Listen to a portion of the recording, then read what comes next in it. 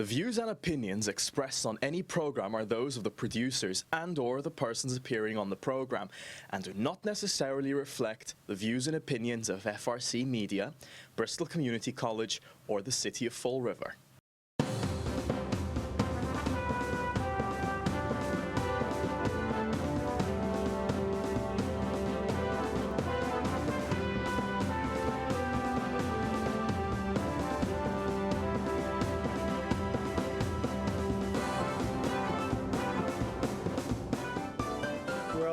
Welcome to Spindle City Straight Talk. I'm Chip. And I'm CJ. And it is Monday in a Riv. And after the city's burning to the ground. had a couple fires this morning. And if you're watching live, seriously stay away from Stafford Square, County Street. There's still some apparatus in case you guys don't know where that is. Configuratively, it looked to me, at least the video I saw this morning, they were in a parking lot. The flames are coming out a few windows on the 5th floor. That's that people who use that. There's a little, they cut behind. They come out of Price Right, Stafford Square, or up Quarry. They cut in behind the mill, going toward North Rowcliffe, toward the project, to get onto County Street rather than go through the lights and stuff over there. So be careful, as traffic will be might be a little congested. And I forgot, I was so busy. I got all kinds of calls this morning, reports on different stuff. And oh, so have I. Unbelievable. I forgot the newspaper. I had the newspaper on the server right near the table in the kitchen, and I took the dog out and came back and went right back out the door. Abby drove you crazy. Fall River again, number one in the Commonwealth for opioid. Hey, we're number one. We're number one. We actually are higher than Boston and Worcester and Springfield. It's a lot larger communities, and it's too bad because there are a couple of really telling statistics there. Are they calculating that per capita, or are they just doing gross numbers? Volume. Yep, the volume. We're out voluming much larger cities. And that's why I wish I had the article, because they had the exact number. This is over 4 years, too. What paper was it in? The Herald. It was in the Herald? Yeah, it was in the Herald. Yeah, you might be able to pull up the article. In that period, there were 34 million and some other numbers, which compared to the 34 million, pale by comparison, but 34 million opioids during that period in Fall River. And more than Providence, more than Nashua, New Hampshire, they even went into other states. More than Providence, which is larger, Nashua, New Hampshire, and Worcester and other communities. So it's a pretty long article, CJ. It starts out on the front page, goes over to A5, and a lot of statistics and a lot of... Yeah, I can't find it. Numbers. Number one in the Commonwealth. But you know the thing is that you look at these stats and they're more than stats. Do you think that you looked at the period and they said it went down like 14, but it went up 100, I believe, 190%. But that was the time when, guess what was expanding? What was expanding? Our favorite place. Oh, Stanley Street? Yeah. So, there's a correlation. See, people don't like to make these correlations, but when you look at these kinds of statistics and things like that, you have to look at it's kind of like looking at a tree and not seeing the rest of the forest, because they do impact other areas like crime and the community overall. Now,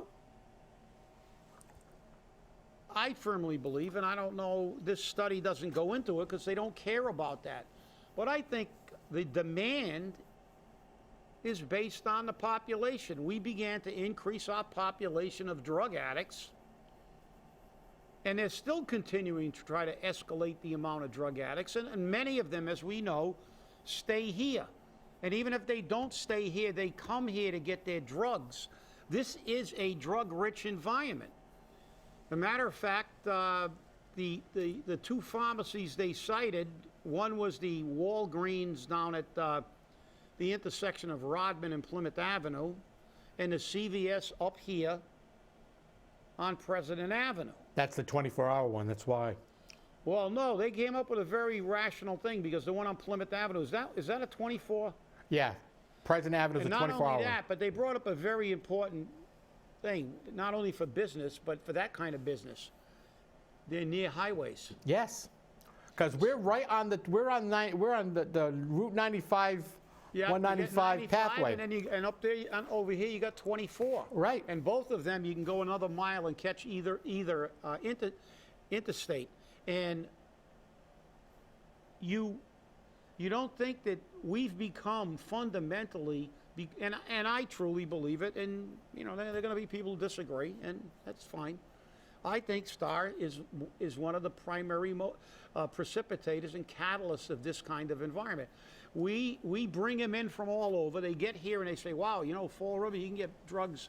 It's pretty easy down there. It's not like it is up in Newton or Wellesley or whatever. And they even come here. If you remember a couple of years ago, they had a major drug bust from a pipeline from Providence to where? Yes, to Fall River. Right. And a matter of fact, there were some Fall River people, some of whom I actually knew, that were mules. And their pictures are in the paper, and it wasn't one but two. They busted like 30 some of them first, and then a year later they got another. They had another arrest. So this trade doesn't go away, and what it does is many of them stay here. But even if they don't stay here, they bring their friends back to get drugs here. This has become this fundamentally, by statistics, has become a real prime area to procure drugs, apparently. We're a drug hole. We're a drug hole. And I have to say in that article, and I encourage everybody to read it, it's a pretty long article, and statistics are staggering. 34 million pills, 34 plus million pills in comparison. They compared it to other communities, and I mean it's mind-boggling.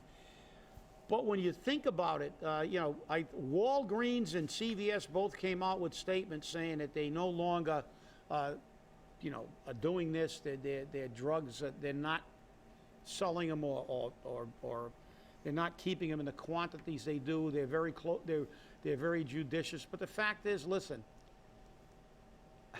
they're saying that, but there was also in that article some drug manufacturer that said, you take it, we'll make it. That's it. And you can eat it like candy, and we love it. And he actually said that, and it's in the article. I'm paraphrasing, obviously. Don't say I misquoted by one word. I'm giving you the gist. I'm paraphrasing. But some drug manufacturer basically said that. He said, you make it, you take it, we'll make it, and you keep eating it like candy, we'll keep supplying you as much as you want.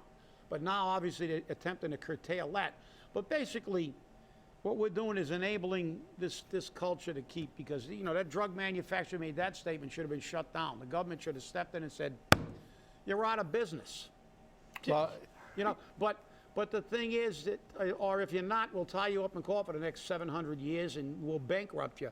But you look at this and look at the dramatic effect it has on a community, and they never stop trying to expand. And like I said, I have no problem with people who truly want to get better, who truly want to look for rehab. But we share the lottery. We have to share with all the rich communities. We have to share our lot. They don't say Fall River gets most of the lottery. We get all the lottery proceeds will only go to Fall River, New Bedford, Lowell, and Lawrence, and the poor cities, because they need it. They go, oh no, the rich towns have got to get their cut too. And they get a bigger cut than we do. They get a bigger cut proportionally than we do, and we play the lottery the most because that's the only way people can make money. So you look at this and say, fair is fair. We share the lottery with communities that don't contribute to the lottery. Why do we have to absorb the largest burden in the Commonwealth for this kind of stuff, the negative stuff. Send all the junkies to Fall River. And we get the ones who are under court order, not the ones that are voluntarily going in, because we have the facility has the ability to control them. Lock it down. Lockdown. They have lockdown in that facility. In some drug rehabs, they don't. You can just walk in and walk out. But so you look at this and think of the staggering and adverse effect. And in all areas, even in employment, why can't we employ people? Because half of them are on opioids. Yeah, and I think the two, and this was a very focused study. It only looked at oxycodone and hydrocodone.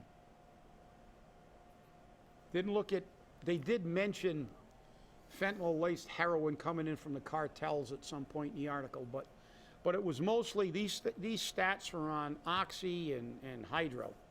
So, you know, I mean, it's devastating to the community. And I see all these people, you know, they're fighting tooth and nail to expand it. And I know the people in the North End are saying something, but where's that state delegation? The push.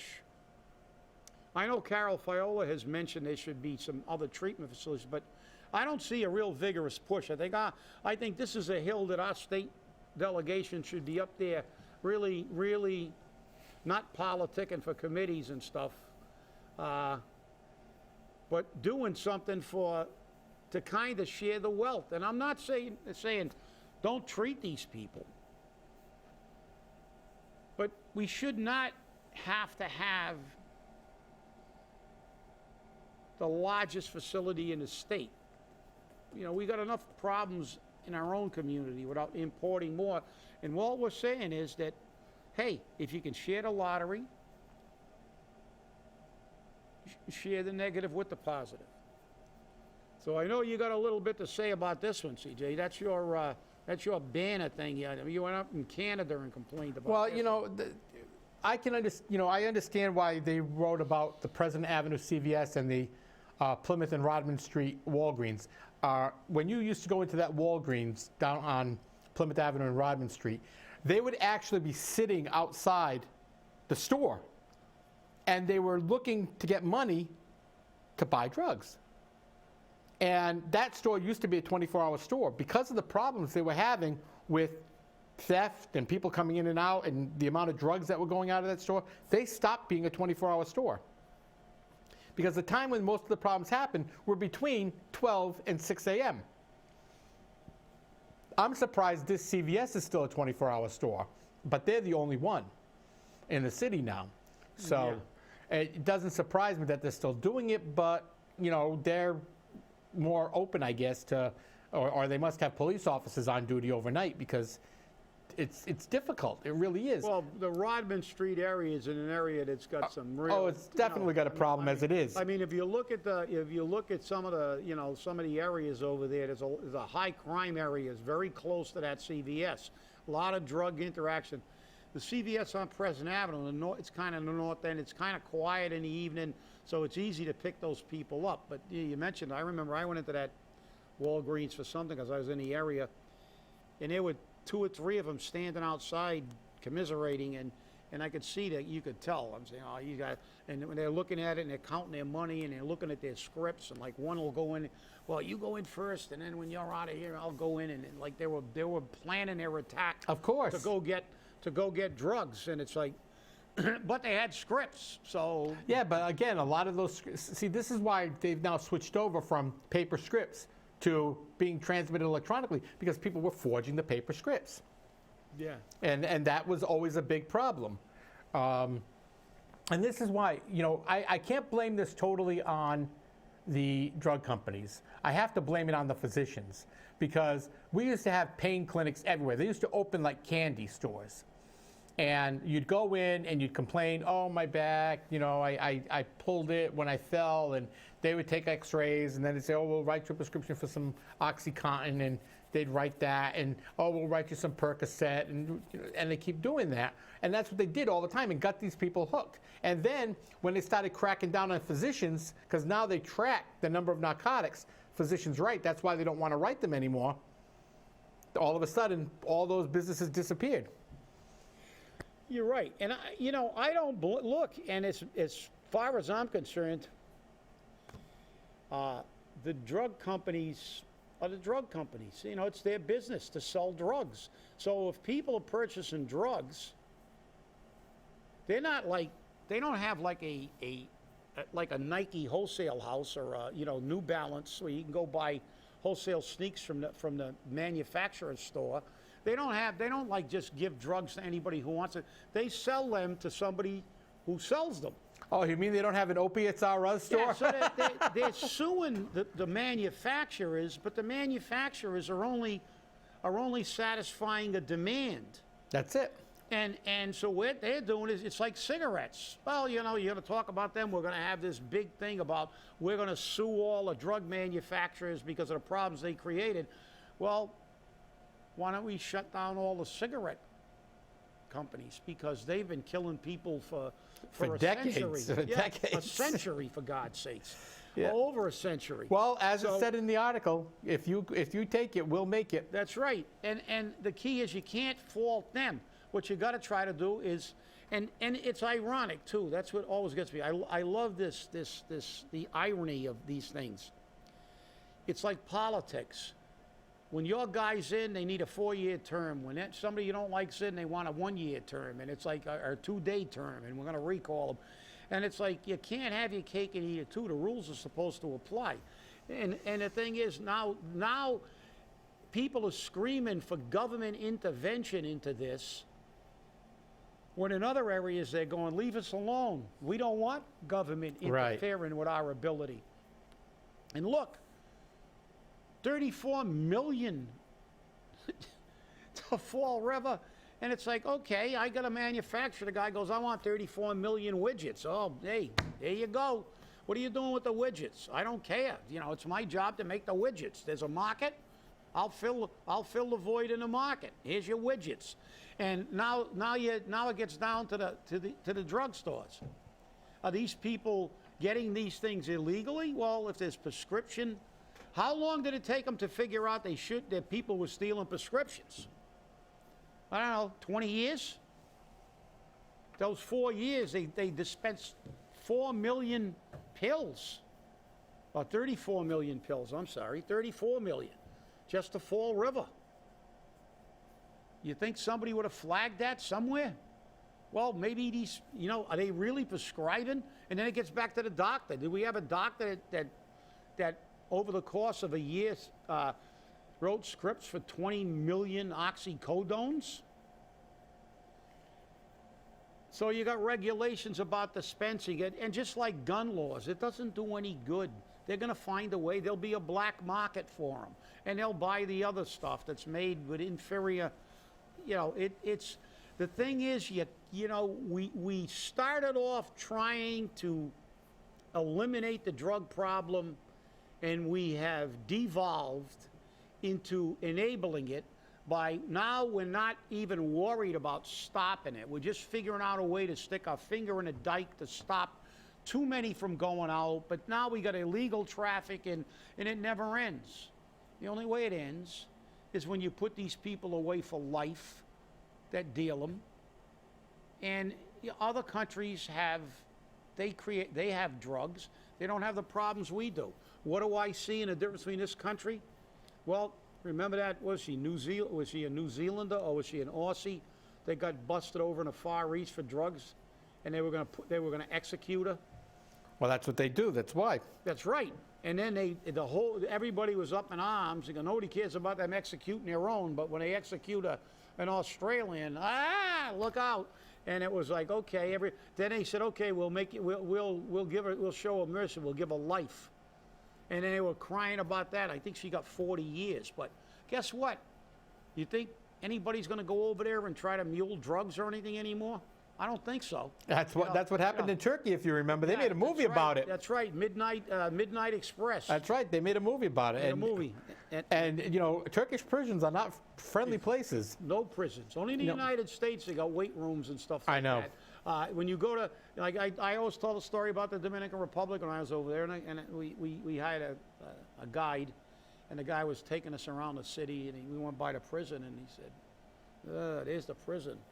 He says, nobody wants to go there. I said, really? He says, yeah. He says, most of the people that go there don't come out. Believe me, if you don't think that's a deterrent, and obviously this is the problem. The problem is that we have tried to put a Band-Aid on it, and a Band-Aid is never going to hold because the cartels are running amok in Mexico.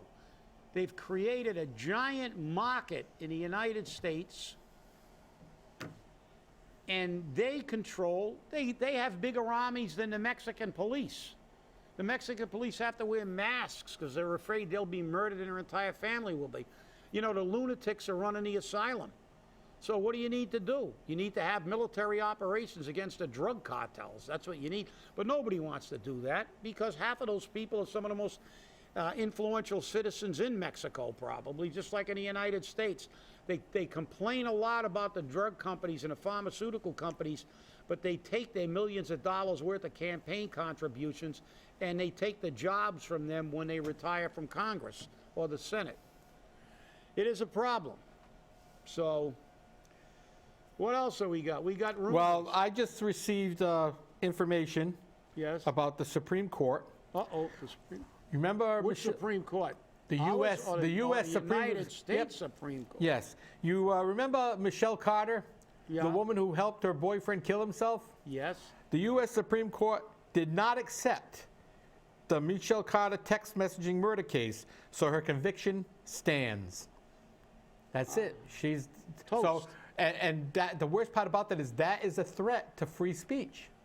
That is a threat to free speech. I don't like what she did. I don't agree with what she did, but it's her right to speak the way she wants. Now, you can't go around and tell people, go kill yourself, because you can be thrown in jail for it if they do. Well, they wanted to throw you in jail if you said the B word. And that was our lovely state house. Yeah, and then they had some on the West Coast that wanted to make the geek and nerd hate speech. Yeah. So you could get fined for that or be in charge with a hate But this is what's happening. We have these, multiple attacks on free speech. Where will it end? Yeah, but I know the Supreme Court's got some really, really serious stuff, but to me this is serious, as you said. This is a free speech issue, but the way I look at it, I think they should have heard this because, and we have said this on a show, and I believe you said it a long time ago, and I know I've said it too. Free speech does have limitations. Yes, it does. You can't yell fire in a crowded room, and cause somebody to die because of a stampede. So I would have liked to see the Supreme Court say, well, she didn't yell fire in a crowded room. She basically said, like you said, go kill yourself, and that was, that wasn't, it was like it was a suggestion. So, is that closer to yelling fire in a crowded room? My personal feeling is, and I'm not a judge, that's why I'd like to see them clarified. As far as I'm concerned, as reprehensible as that action was, it's not like yelling fire in a crowded room, because there are people in that room, and when you yell that, those people are going to, stampede, and you cause that. If you make a suggestion, that's, to me, she really didn't she wasn't even there. It was over the phone or text or whatever, and she basically said, go ahead. All you ever do is talk about it. Go do it. It's like, how many times have you said you're going to jump off that cliff? Go ahead, go jump off the cliff. Hey, I've told that to people, and that actually works. It's like, but I think it's an important thing, because freedom of speech, especially today, I think we need a lot of clarification because you remember the left always says that they only have freedom of speech. Right. And they can say anything, hate speech or anything. So hate speech. Anti-Semitic speech. Anti-Semitic speech and stuff like that. I mean, we've got 3 congressmen that think it's all right for them to. Well, we had one in Massachusetts. That's right. She was in Somerville last night. One in Massachusetts. We had our Ilha Omar. We had a congressional terrorist. Yeah. Yeah, and that's the irony of the thing. That's what disturbs me about politicians. They're screaming and yelling about hate speech and innuendo and this and that. Yet a congresswoman of the United States is on record. They have her basically making anti-Semitic remarks. And what did the Democratic Party say when they highlighted those tweets from like 12 of the... That's not what she meant. No. They said that it was a poor choice of words. Yes. Yeah. Oh, yeah. So, so if I engage in hate speech and say, well, it was a poor choice of words, you're going to let me off? Hell no. No. That ain't happening. We're going to jail. We say what she said. We're terrorists. You'll be on a watch list and everything else. Now, didn't one of those 3 congressmen make a death threat to the president, if I remember correctly? Yeah. Or it was some innuendo to the... Yeah, it was a, yeah. But I mean, this is what I'm saying. And it's a sad commentary to me that our government, who should be the overseer of this kind of stuff, if you want to make laws preventing it, make those laws apply to your own members. You can't have them calling Israel evil and or her famous one, somebody did something. Yep. You know, 9/11, somebody did something. Well, my suggestion to her is, I know she really dislikes this country. She really does. She doesn't like the way this country is at all. We're way out of whack in her perception. So I think with her political expertise now, I think she should go back and run for prime minister or president or whatever the hell they have over in Somalia. Yeah. Let's see how long that kind of speech will last in Somalia. It's getting to be crazy. I wanted to bring up another thing. We have a Lakeville resident, Mr. Gulnick, who is also the city grant writer. I found out by reading this brief article in the Weathersfield Times. Weathersfield. Yep. I don't even know where that is. I believe it was Weathersfield. Or was it Westford? It's very interesting to find out. But he had to have multiple jobs because he's not making enough money working for the city of Fall River. Are they skimming? Who knows? Yeah, it's the Weathersfield hires masked man as next town manager.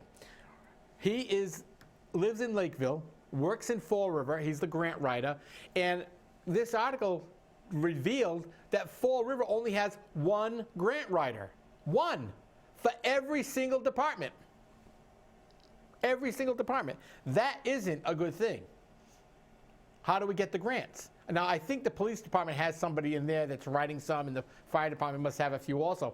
But technically, we only have 1 grant writer for the entire city. That doesn't work out too well. I must have spelled Weathersfield. Like as in weather? Yep. Okay. I'll have to look it up again. vnews.com. But, yeah. And then again, was he getting paid too little because somebody was skimming from his salary? You never know. I mean, we have to ask that question in Fall River always. Isn't it ironic that I ran into somebody who actually supposedly got one of those jobs and then he said, you got to get 15 grand off the top? And are we doing that?